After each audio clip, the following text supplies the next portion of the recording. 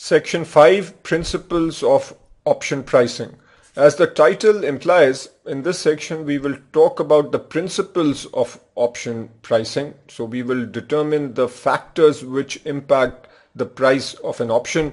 We will not get into actually calculating what the option price should be. That will be done at level 2.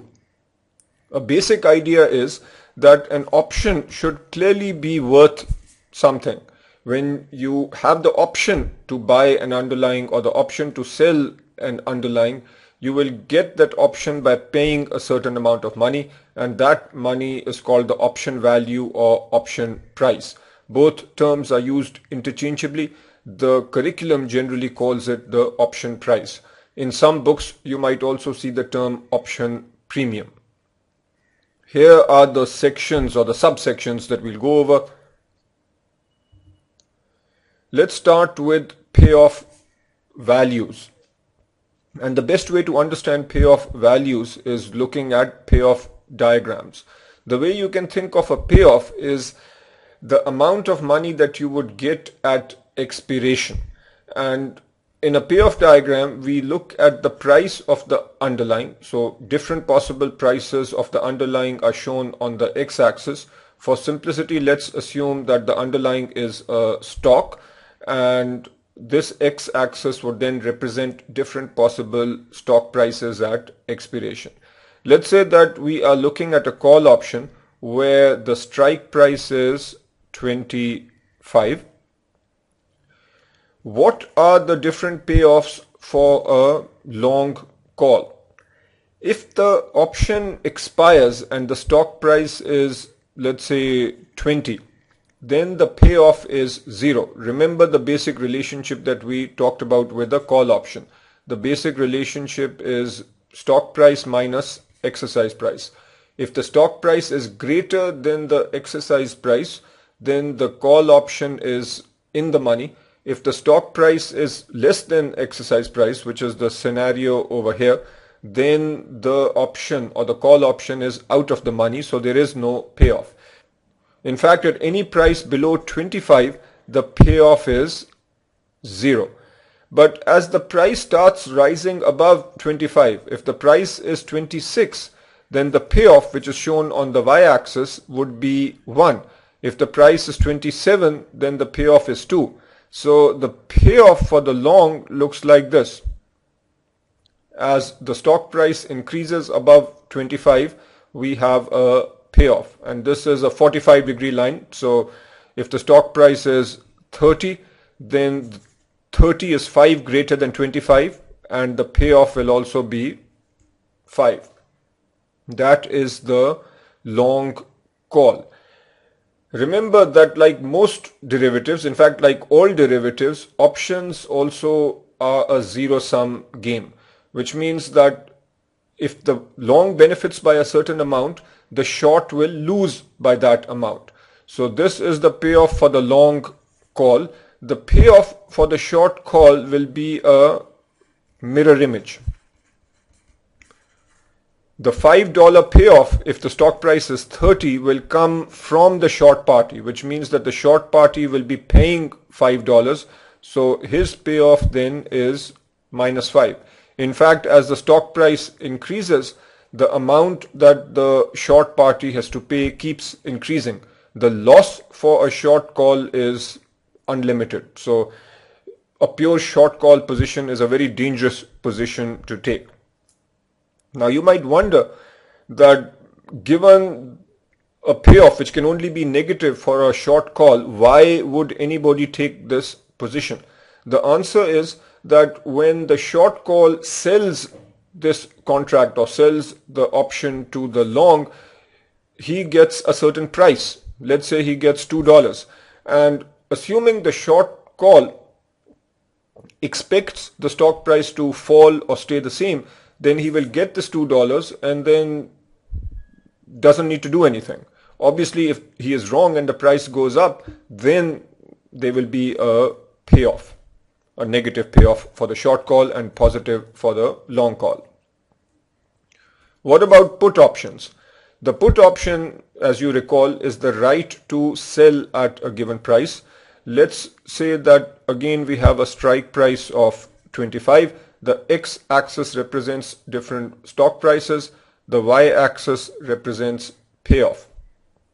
The payoff for a long put will look like this. If the stock price goes down to 0, then the payoff is 25, because the holder of the put has the right to sell the underlying for the strike price of 25. If the underlying is at 0, then that means that the holder of the put can get the stock for 0 and sell for 25. Obviously that is a theoretical scenario, but it illustrates the point. If the stock price is 20, then the payoff is going to be 5, because the holder of the put can get the stock for 20 and sell at the exercise price of 25, and the payoff here would be 5. So this is the picture for a long put. The short put would be a mirror image. So the short put would look like this. The payoff, or the worst case scenario for the short put, is minus 25, where if the stock goes down to 0, the payoff is minus 25. The mirror image is on either side of the x-axis. So again, this is the short put. The final point on the slide has to do with the market price of an option before expiration. The market price of an option is equal to the intrinsic value plus time value. Let us understand this through a very simple example. Let's say that you have an option, and let's talk about call options because they are generally easier to think about.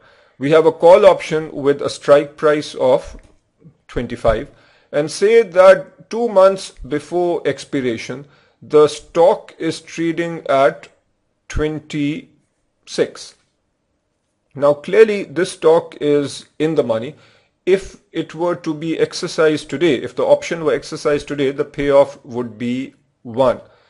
The market price of the option, let's say, is 250. So this 250 is the market price referred to over here. That market price is equal to intrinsic value plus time value. Intrinsic value is the difference between the stock price and the exercise price, which is $1 in my simple example. This intrinsic value is also called the payoff value, because you can see that if this were to be exercised today, the payoff would be 1. But there is also a time value which is 150. This time value is saying that because we have another 2 months to expiration, there is a chance that the stock price will keep going up and the holder of the option will make more than $1, and that value is 150. The time value is also called speculative value. You don't need to calculate time value. If you do get something like this on the exam, you'll be given the market price, you will be given the intrinsic value, and you will have to calculate the time value. So as long as you understand this simple relationship, you are in good shape. Obviously, if we are talking about a put option, then you will compute intrinsic value by doing x minus s. The rest of the logic is the same. Let us calculate some payoffs now, and this also is quite testable. We have several different scenarios. The first scenario is where the underlying is a stock index and our contract has a multiplier of 500. Let's say that the price at expiration is 1100, exercise price is 100. What's the payoff? We look at the difference between the two. The call option is in the money because if we denote this using S, the payoff is S minus X, which is 100, multiplied by the multiplier of 500. The put option payoff is 0. Bonds with 100,000 par value, so that's the underlying. Let's say that the price at expiration is 0.9 per dollar of par and the exercise price is 0.95 per dollar of par. The call option expires out of the money because the price, again let's denote that by S, is less than the exercise price. The put option, however, is in the money. And what is the payoff? It will be the difference of the two, so 0.05 multiplied by the par value of 100,000. If the underlying is 100 million euro, this is the price of the underlying at expiration. This is the strike price. The call option is in the money and the payoff would be the difference, which is $0.1 multiplied by 100 million. And this would be in dollars because the difference here is in dollars. For a put option, the payoff will be 0. And finally, a contract which is based on 100 shares of General Electric. The stock price at expiration is 27. Exercise price is 25. So the payoff would be $2, which is the difference multiplied by 100. The call option is in the money. The put option is out of the money. Now I want you to do example 1 from the curriculum, which simply asks you to come up with payoffs under different scenarios. The last part of example 1 might seem a little complicated at this stage. After you've done the last reading on derivatives, you can then come back and do the last part of example 1. It will make a lot more sense then. Boundary conditions. On this slide, we will talk about the boundary conditions related to the price of an option. Very simplistically, an option should be worth at least 0 before expiration. So when you have an option to do something, that option should be worth at least something. That worth might be close to 0 at times, but it can never be negative. So let's come up with the lower bound and the maximum value. The curriculum gives a lot of detail and does provide some derivations, but from an exam perspective, as long as you have the basic intuition and as long as you can memorize the information given over here and you can learn how to apply these formulas, you are in good shape. We'll consider 4 kinds of options: a European call, American call, European put, and American put. In terms of terminology, we will refer to a European call as a small c, American call as a big C, and the way you can remember small c, big C is by saying that American call has more options, or with an American call you can exercise any time before expiration, so that just seems like more, so the C is bigger. A European put is generally denoted by a small p and American put by big P. The lower bound for a European call is given by this expression. It's the maximum of 0, comma, and then this term over here. I'll actually simplify this for you. You can think of the payoff on a European call as being S minus X, and this is in the money if S is greater than X. If S is less than X, then the payoff is simply 0, and that is what this mathematical notation is saying. So our starting point is to simply say that the payoff is S minus X. But if we are here at this point in time and the option is expiring later at time t, with a European call, even though the stock price is S over here, it doesn't make sense to simply subtract X, which is the value at expiration. What makes more sense is to come up with the present value of X where we are doing the valuation. And that present value of X would simply be X divided by 1 plus R, where R is the risk-free rate, raised to the power of T, where T is this time. So rather than simply doing S minus X, we are doing S minus the present value of X. Hopefully that's easy to remember. That then represents the lower bound for a European call. The maximum possible value for the call option would be the stock price. It would not make sense to pay anything more than S for an option to buy the stock. So S being the price of the stock.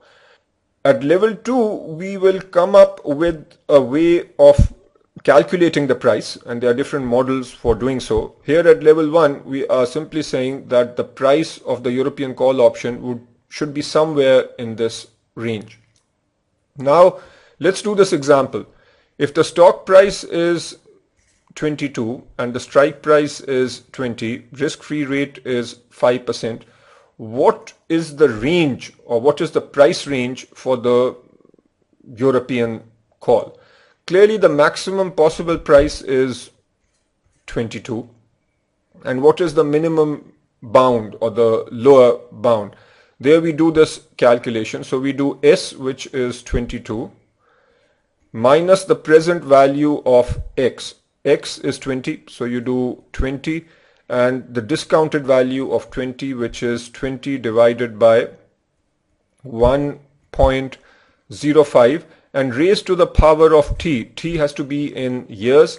If the option expires in half a year, so you have 1.05 raised to the power of 0.5. So this should give you 2.48. And again, what we are saying here is that the price of the European call should be somewhere between 2.48 and 22. What about the American call? Logically, it would seem that since the American call has more options, or you can exercise any time till expiration, the value should be somewhat more than a European call.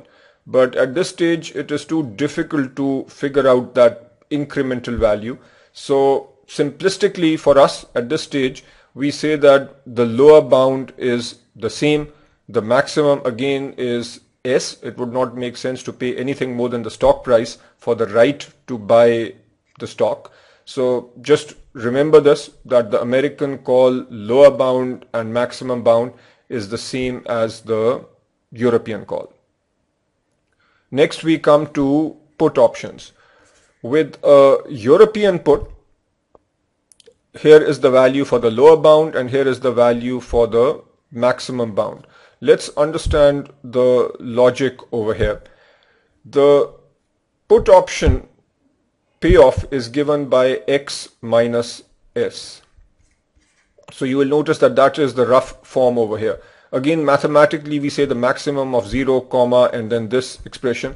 All that is saying is that if X minus S is negative, which means that the stock price has gone up, then clearly the put option is out of the money, and then the lower bound would be 0.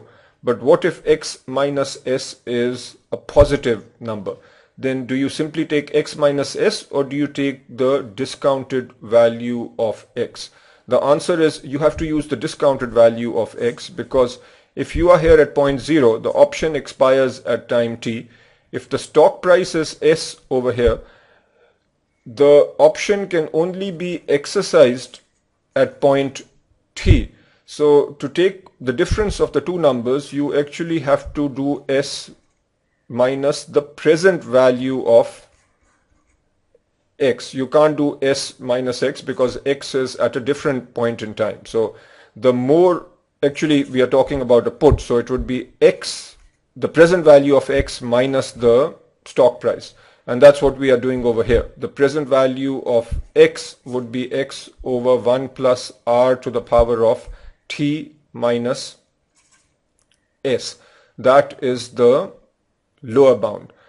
The maximum value is X over 1 plus R to the power of T, because if the stock goes down to 0 at a given point in time, let's say over here, then with a European option you cannot just exercise, you have to wait till maturity. At maturity you will get X. The value of X at maturity in present value terms would be X over 1 plus R to the power of T, T being the time to maturity from where you are. And then finally, with an American put, we simply do X minus S and X. The reason being, an American put can be exercised at any point. So if the stock comes down to 0 over here, the put can be exercised and the payoff would be X minus S. The value, maximum value, would be X. You now need to remember or memorize this information, And for the calculations, it is fairly straightforward. You just plug in the numbers the way I have done over here. Also do example 2 from the curriculum. And some tips in terms of memorizing: with call option, do S minus X, and notice that we take the present value of X. So present value of X over here, present value of X. So X, we always take the present value except in this last American put scenario. And the reason again that we don't take the present value of X in an American put is because if the stock does go down to 0, you have the option to exercise immediately. So there we do not need to wait till expiration, and hence we don't need to do present value calculations. We now look at the effect of different exercise prices and time to expiration on the price of an option. What happens with a higher exercise price? A call option is worth less and a put option is worth more. Let's just do this through a simple scenario, and this also connects back with an example that we did at the start of the lecture. Say you have two options, and these are both call options initially. Call option A and call option B. They are similar in all respects. Let's say that the underlying is General Electric for both. So at a given point in time, the stock price is the same. The only difference between A and B is in the exercise price. So with A, the exercise price is equal to 15. With B, the exercise price is equal to 17. Now, clearly, when the exercise price is higher, the call option is going to be worth less, because with B, the holder of the call option has the right to buy the underlying for 17. With A, the holder has the right to buy the underlying for 15. So this option B will be less valuable than option A. What if we have put options? So if instead of call options, we were looking at put options, then we have the right to sell. The right to sell at 17 is clearly more valuable than the right to sell for 15. So in this case, with the higher exercise price, the put option will be more valuable. What about higher time to expiration? And let's do this with an example again. Now we have call options again, and option C and option D. Option C has 2 months to maturity. Option D has 4 months to maturity. All else is the same. The strike price is the same. The underlying asset is the same. Clearly, option C will be worth more because it has greater time to maturity and there is more time for the stock price to go up, and more likely that you make a larger profit. So whenever there is more time to maturity, an option will be worth more than another option that is similar in all respects except that it is maturing sooner. What about put options? You buy a put option because you expect the underlying to go down, and as with call options, the put option will also be worth more if the time to maturity is more. Now we come to a concept called put-call parity. The first thing we do here is just to understand two very simple portfolios.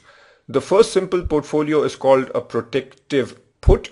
This consists of two items: a share of a stock, and let's just say that the share of the stock or the price of that is denoted by S, and a put option on the same stock. So the two items, number one stock and two a put option, where the put option is on the same stock. This put option has a exercise price of X. So if we are here at time 0, at time T is where this put option expires, and we are talking about European style put options. So expires at time T, exercise price is X. So with this put option, we have the right to sell the underlying for X at time T. The second portfolio you need to understand is a fiduciary call, and this also has two items. The first item is a zero coupon bond paying X at maturity. So if we are at time 0, the zero coupon at time T will pay X, which means that the value at time 0 is going to be X over 1 plus R, where R is the risk-free rate, raised to the power of T. This X or this X is the same as the exercise price of the put option we talked about earlier. The second item in the fiduciary call is a call option with exercise price X. This call option, let's say, has a price of C. The call option is on a stock, and it's that same underlying stock that we are talking about. So a call option on this stock. The call option also matures at time T, and the strike price is X, which means the holder of this call option has the right but not the obligation to buy the underlying stock for X at time T. And this is also a European style call option. What put call parity states is that at any given point in time, the value of a protective put should equal the value of a fiduciary call. So let's actually put the formula down. As we saw earlier, the protective put is the stock plus a put option on that stock, and that is equal to a fiduciary call, which is the zero coupon bond with par value X. So at a given point in time, the value will be X over 1 plus R to the power of T. T is the time to maturity plus a call option. Now on the next slide, we will show that this relationship actually holds. Put call parity derivation. So what you are looking at over here is a couple of transactions where you are creating a fiduciary call. You are buying a call and you are buying a bond. The current value of the call, let's say, is given by C, and that's a small c because we are talking about a European call. And the bond that we buy is one that matures at time T and has a par value of X. So the current value is going to be X over 1 plus R to the power of T. The total value then is, as we saw on the previous slide, C plus X over 1 plus R to the power of T. Over here we are creating a protective put. We buy a put and that has a value of P, and we buy the underlying asset or the stock that has a value of S. So the total value is P plus S.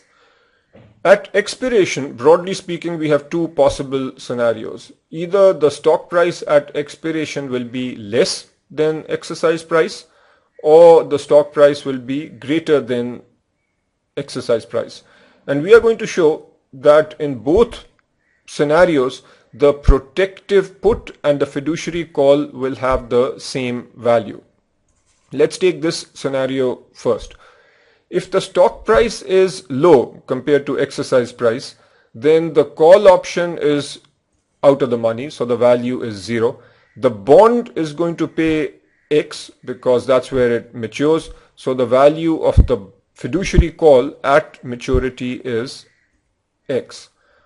What about the protective put? Since the stock price has gone down, the put is in the money and the payoff is going to be X minus S.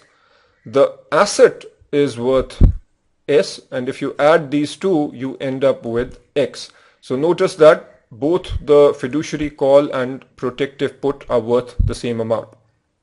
What if we have the other scenario where the stock price has gone up? Here the call will be in the money and the payoff is S minus X. The bond is worth X at maturity. So overall, when you combine the two, the fiduciary call is worth S. With a protective put, the put option is out of the money over here. The asset or the stock is worth S. You add the two and the total value is S. So note that at expiration, both the fiduciary call and the protective put also give the same amount.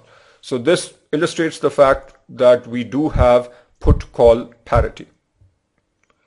Next we talk about synthetics, and this might seem a little awkward, but all we need to do is use a little bit of algebra. So just take this as a given right now. You will see this in more detail at level 2.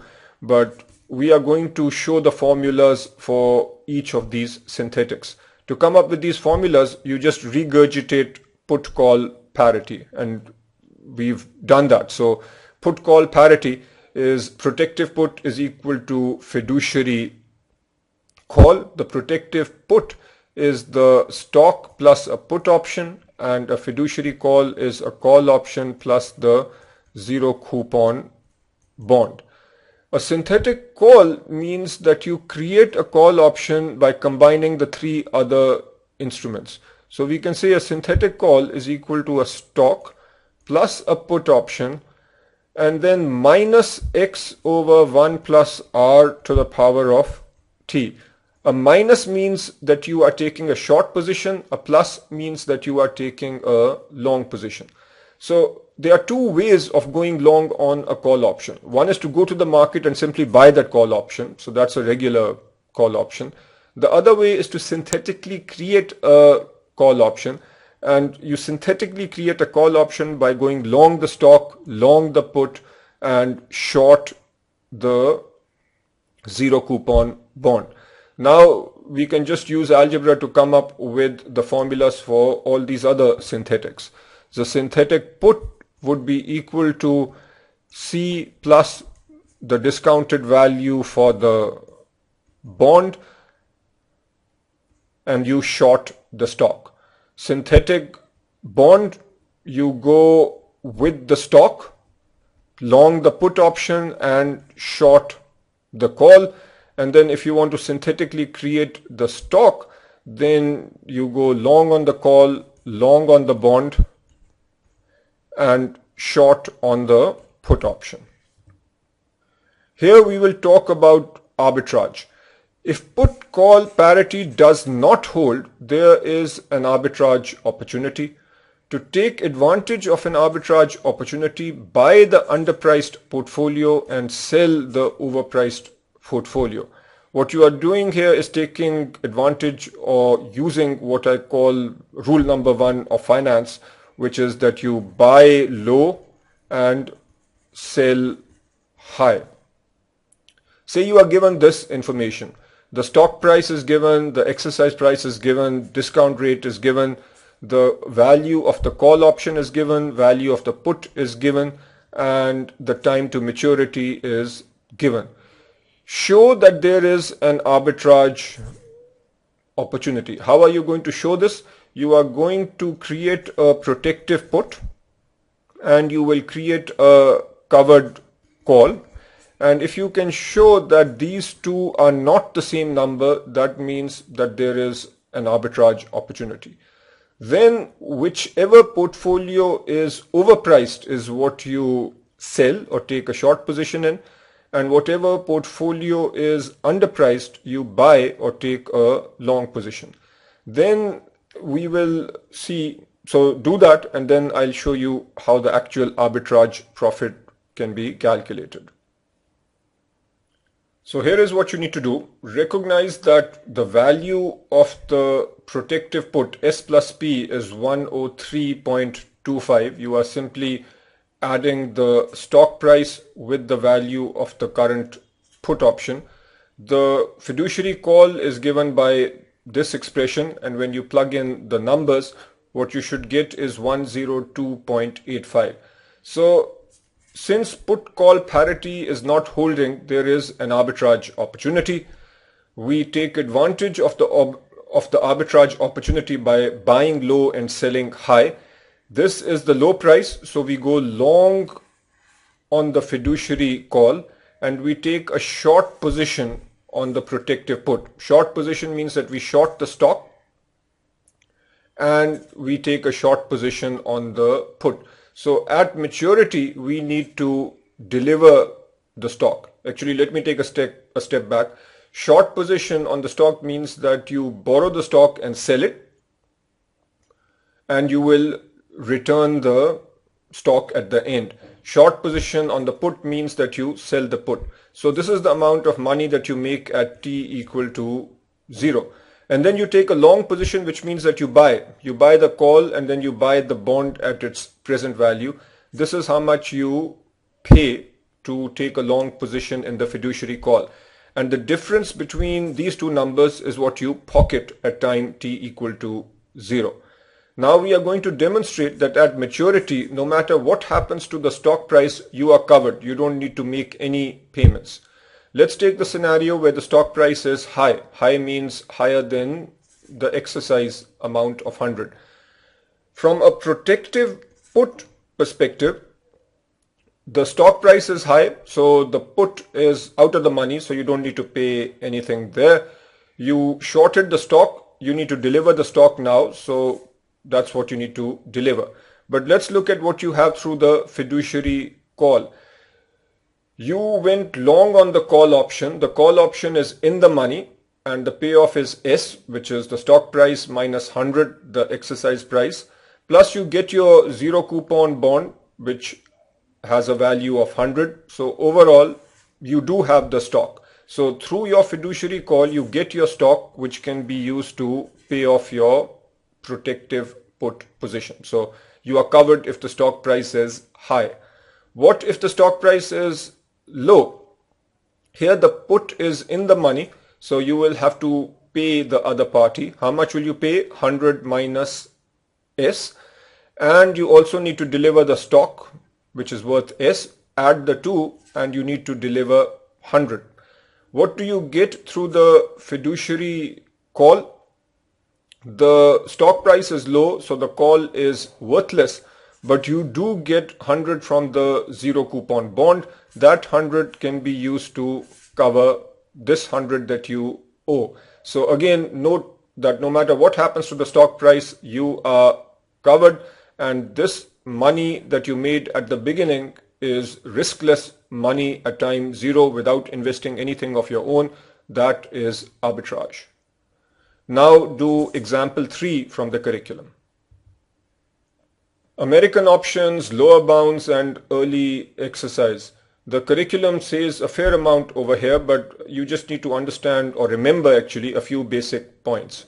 When the underlying makes no cash payments, then it does not make sense to exercise the American option before expiration. So an American call option will generally be equal to a European call option. However, when the underlying makes cash payments, this means that the underlying is a stock, let's say, and during the life of the option, the underlying stock makes a dividend payment. It might make sense to exercise the call option early so as to take advantage of the dividend. You have that option with an American option. You do not have that option with a European style option. So under some circumstances, the American call denoted by big C might be worth more than the European call.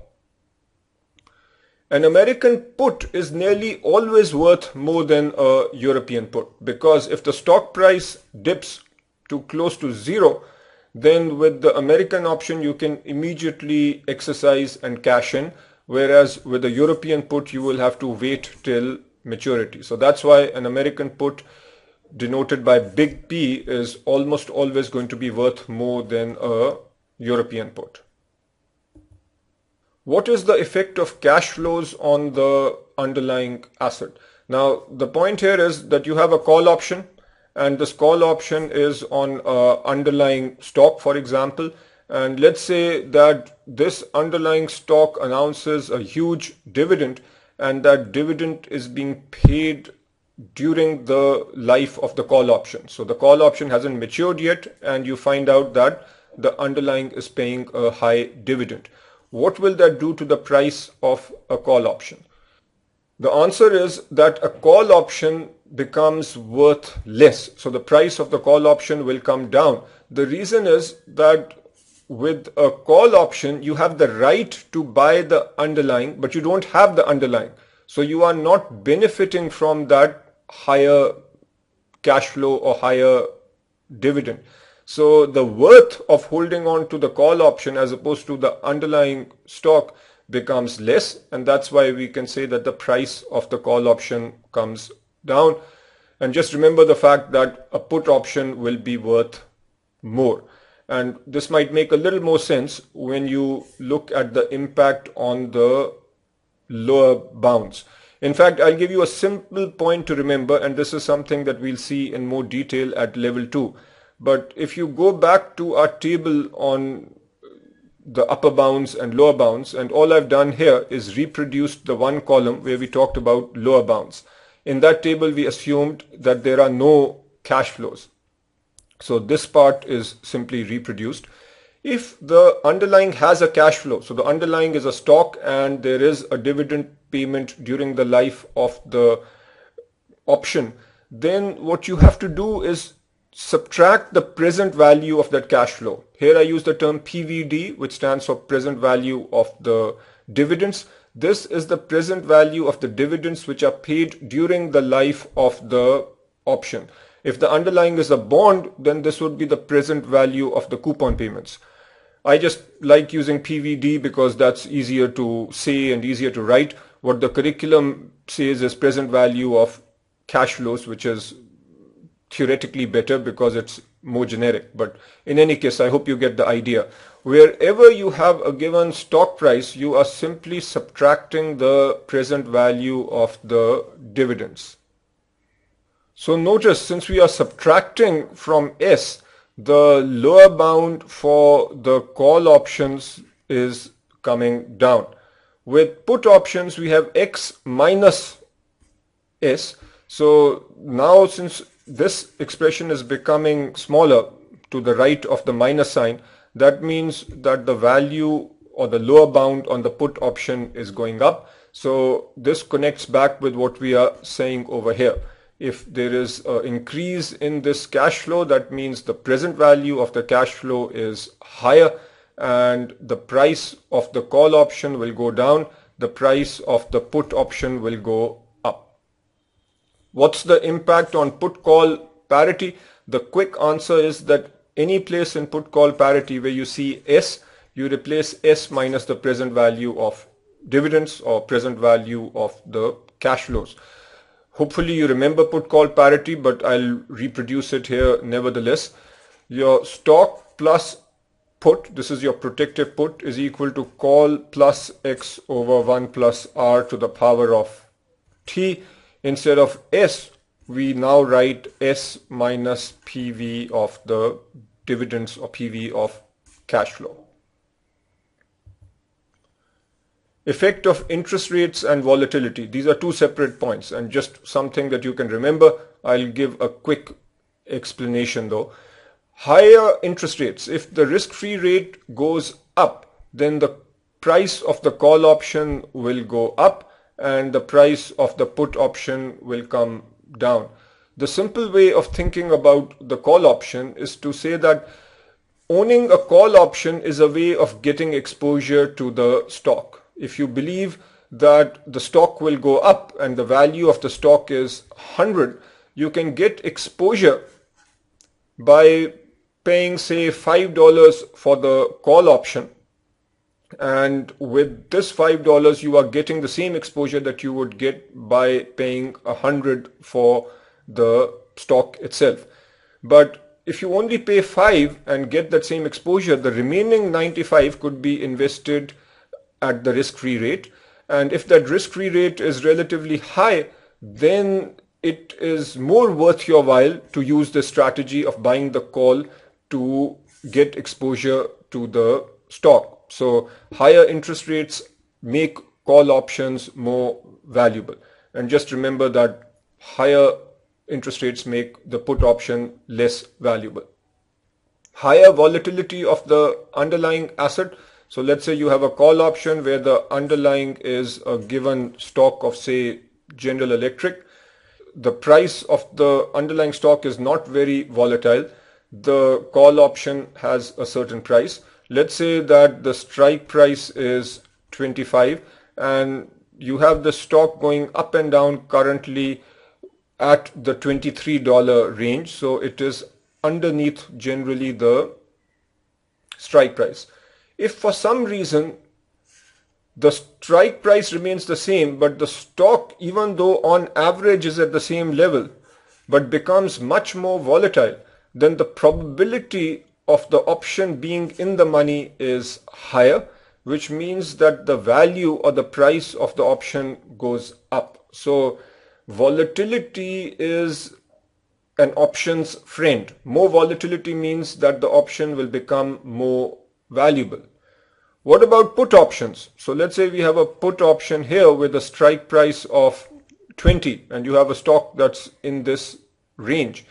The value or the put option also becomes more valuable if the put option also becomes more valuable if the underlying stock becomes more volatile, because again, if the stock is more volatile, the chances of the stock dipping well below exercise price become more. So the probability of ending up in the money are more and the value of the put option is higher. Note that options have a one-sided payoff, which means that if you have a call option, for example, and the stock becomes very volatile, you only gain from this volatility. If the stock ends up being very low, you do not exercise the option. So it's not like your losses increase because of volatility, but your potential profits increase. And the same goes with put options. It's not that your potential losses are changing, but your potential profits increase when volatility goes up. So higher volatility means higher option prices. Now here is something that I want you to do first before looking at the answers. We have covered all these items and this is quite testable. What is the impact on call options and put options if the stock price goes up? And the way I want you to do this is with a call option, just remember S minus X. With a put option, X minus S. If the stock price goes up, then a call option would be worth more and the put option would be worth less.